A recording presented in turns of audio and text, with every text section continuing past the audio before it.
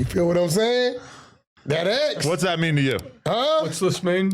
Ex-cons. We both ex-cons. Oh. He can't talk about it. No, he's been pardoned. No, hold on, listen. You're talking about something that no longer is on the books. Stay out of this. Ugh. My dad's an ex-con too. Oh. He's in his 70s, right? He's been a pastor 31, but he's an ex-con. Okay. You can't, he raised you right because when he came home, he kept you away from it. All right? Now, there is no They tell me you are a big timer because you got pardoned by Bill Clinton. Are we recording? Yeah. Yeah.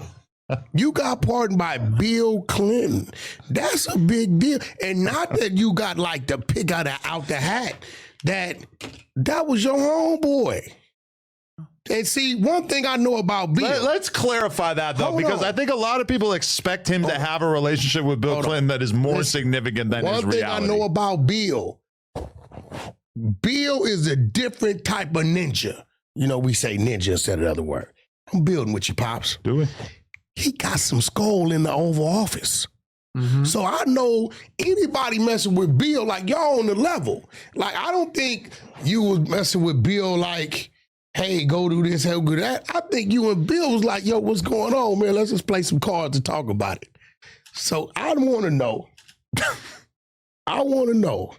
how did you plug up with Bill to get the pardon?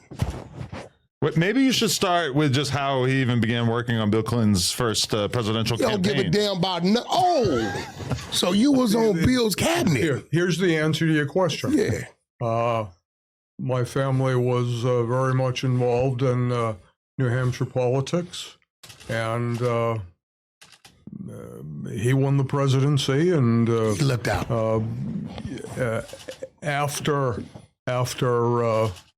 I did my time, which was very brief. 12 months in a day.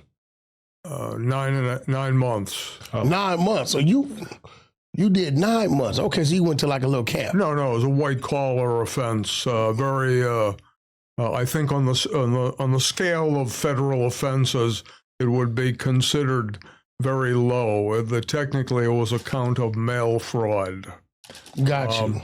And so after 5 years after you had completed your parole, you were eligible to submit paperwork asking for presidential clemency. Pops, you had to hook up. See, you capping.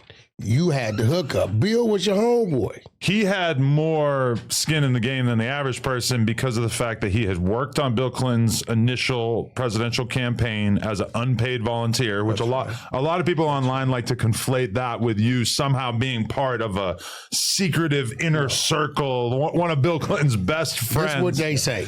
And also his brother, Joe Grandmaison, rest in peace, he worked in international diplomacy for Bill Clinton for a number of years. I'm going to tell you what they say. I think you got thick skin. This is what they say. So let me just finish because you asked a good question. That's good. In New Hampshire, it's such a small universe of people who become involved in, we'll say, a presidential campaign because the state has had historically the first primary. Okay. And candidate Clinton weathered the storm in New Hampshire. The target of many allegations. I'm a Clinton fan, so you know. That if you were behind him and he won, or anybody really, a candidate who's successful gets to the White House is apt to recognize your name.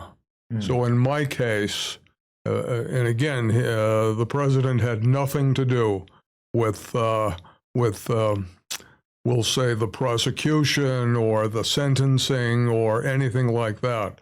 I went away for about 9.5 months and then came home, and about 5 years later, submitted paperwork and through my lawyer to the Department of Justice, Office of Pardon Attorney, and some months later, we received word that again the felony wasn't it's not as though it didn't happen. They send you a very well-worded letter saying, "Don't think it didn't happen, but just know that the presidential pardon has been given you." Great. So how old were you when you? How old was I? I was in my mid-40s. Oh, you were in your mid-40s. Yeah. Oh, yeah, that was difficult. Exactly 30 years ago. Yeah, that was difficult. Yeah. That was very difficult. And before then, you had never been incarcerated. Never been arrested, right? No. Never It was been nothing I had planned for. So you never been. So you pretty much got away with everything previously. I am otherwise a perfectly straight, boring, middle-class white guy. This is my experience with him for sure. Throughout my life, when I was thinking about deviant acts or anything bad that I've ever seen you involved with in my life, the only thing that I can come up with is that I saw you get kicked out of a high school basketball game for yelling at the ref. Yeah, but that's typical Caucasian stuff. I mean, but I'm just saying that's like, You know what I'm and saying? that really stands alone. But- I was but- like, I can't think of anything else.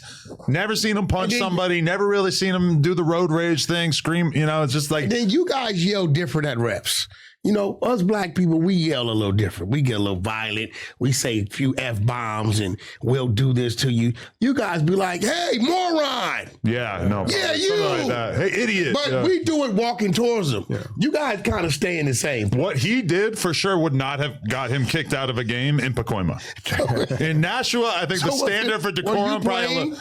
I think I was in the stands. I think I was very young. Oh, I was in okay. maybe Gotcha. Elementary school. Yeah.